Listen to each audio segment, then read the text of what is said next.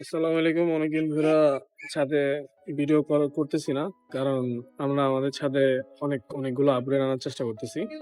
যেমন হচ্ছে আপনারা দেখলে বুঝতে পারবেন আমার ছাদে হচ্ছে ছাদের পুরো স্ট্রাকচার চেঞ্জ করে ফেলতেছি। কারণ নতুন কিছু আপগ্রেড আসবে।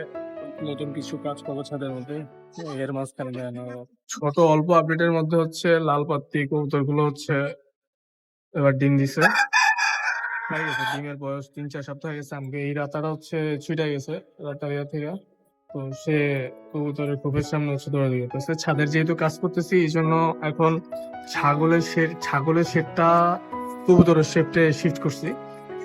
ছাগলগুলো আপাতত দেন আছে, কয়েকদিন পর কবুতরগুলো হচ্ছে বাইরে নিয়ে যায়। এরা তারা ধরতে হবে, ধরে হচ্ছে ওর শেডে ঢুকে যাবে। ঢোক ঢোক। বিউটি হোমাগুলোর কথা বলি, বিউটি হোমাগুলো একটা টিম দিছে জাস্ট কয়দিন আগে, কালকে দিছে মেবি। একদিন পর আরেকটা টিম দিবে। আর লাল পাত্তি গুলো তো হচ্ছে মাসাল্লাহ দিলে অনেকদিন পর পেয়ার দিছি।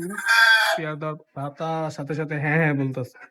অনেকদিন পর পেয়ার দিছি লাল পাত্তি গুলো, ওরাও মাসাল্লাহ দিলে ডিম দিছে। সো আশা করতেছি সবার ফার্স্ট যদি বেবি আসে তাহলে হচ্ছে লাল পাত্তি থেকে আসবে। আর লাল পাত্তি থেকে বেবি গুলো দেখার জন্য আমি অনেকদিন ধরে ওয়েট করতেছি। মাশাআল্লাহ দিলে আমার লাল পাতিগুলার কালার যে ভাই, আমি কবুতরটা এই খাঁচার সামনে আসলে আমি আমার কবুতর গুলোর দিকে তাকায় থাকলে আমার মন পুরো শান্ত হয়ে যায়।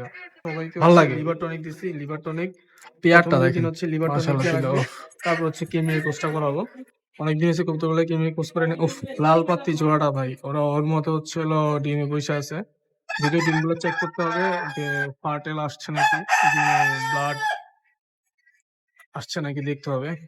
এই জোড়াটা ২ বার ডিম দিছে, কিন্তু দুবার হচ্ছে ডিম নষ্ট করছে। এখন কি কারণে নষ্ট করছে এই জিনিসটা ফাইন্ড আউট করতে হবে। লাস্ট টাইম যদি এবার যদি হচ্ছে এই জোড়াটা থেকে যদি ডিম আবার ভেঙে ফেলে তাহলে জোড়াটা ভেঙে দিব আমি।